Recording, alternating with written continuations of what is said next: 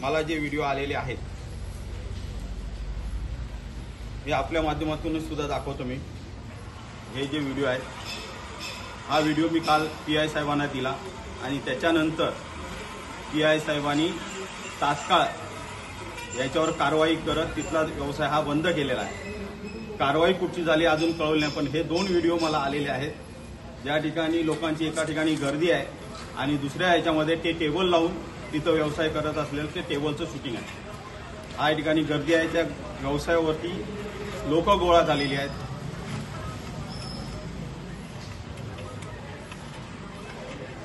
तुम्ही म्हणताय सिंधुदुर्ग जिल्ह्याचे पालक तसं नाही लावलं म्हणताय, मग कर्तव्याची गोष्ट आहे। ह्या पर्यटन स्थळावर लाखो पर्यटक येतात, पोलीस कर्मचारी सातत्याने तिथे असतात, सातत्याने असताना हा व्यवसाय तिथे होतो म्हणजे तिथले स्थानिक कर्मचारी आहेत, पोलीस कर्मचारी डोळेझाक करतायत ना ह्याकडे, किंवा त्यांची तरी पाठराखण आहे।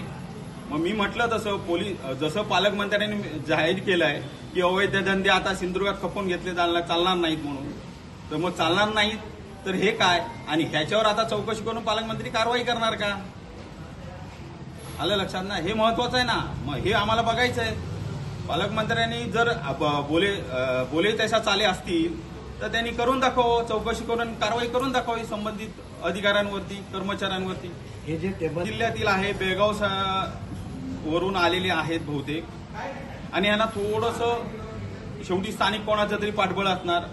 मग ते कोणाचं, त्यांचा वाली नेमका कोण आहे, कोण राजकीय पुढारी आहे का किंवा कोण आहे, हा संशोधनाचा विषय आहे। मी सांगितलं तसं आता ह्याच्यात संशोधन करत बसणार नाही। हे जर पुन्हा चालू झालं तर आम्ही पहिले पट्टे मारणार, नंतर पोलीस स्टेशनला देणार, म्हणजे पहिली ऍक्शन नंतर पोलीस स्टेशन। आमचा स्थानिक व्यवसाय तिथे पर्यटनाला स्थानिक व्यावसायिक करतात, त्यांच्या कुठच्या बाळासाहेबांनी मला कधी शिकवलं नाही कोणाच्या व्यवसायाच्या। मी आज त्यांना आपल्या माध्यमातून 100% जुगार लावला तर 100% सगळं उद्ध्वस्त करायला लावणार। हे असले अवैध धंदेच्या पाठराखण आम्ही अजिबात करणार नाही। अवैध धंदे झाले तर मगाशी सांगितलं तर सुक्याबरोबर ओलही जाणार, सगळे व्यवसाय उद्ध्वस्त होणार। हे प्रकार आताच चालू आहेत की यापूर्वी पण तिथे चालू होते मला माहिती नाही, परंतु कालपासून हा प्रकार चालू झाला होता अशी मला ज्यांनी तक्रार माझ्याकडे केली त्या तिथल्या ग्रामस्थांनी माझ्याकडे त्या पद्धतीत केलं की कालपासून हा व्यवसाय चालू आहे।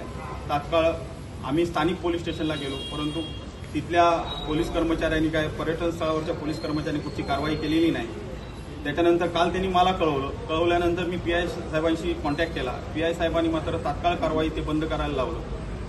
मी मगाशी सांगितलं त्यांचे मात्र आभारी आहे, अन्यथा मोठी उचल घेणार। मी त्यांना सुद्धा पीआय साहेबांना सुद्धा सांगितलेलं आहे पुढच्या वेळी मी तुम्हाला कळवणं बसणार नाही, मी पहिले ऍक्शन घेणार आणि नंतर तुम्हाला कळवणार। काय होतंय, मी एक छोटासा कार्यकर्ता आहे, पर्यटन स्थळ आहे, तिथली नावलौकिकता जपण्याचा माझा प्रयत्न आहे। मी एक सिंधुदुर्गवासी म्हणून, सावंतवाडीकर म्हणून माझ्या या जिल्ह्यातलं एक सुंदर असं पर्यटन स्थळ त्याचं नावलौकिक कुठेतरी खराब होता का म्हणे, याच्यासाठी माझे प्रयत्न आहेत आणि ते मी सामाजिक बांधिलकी जपत करणार।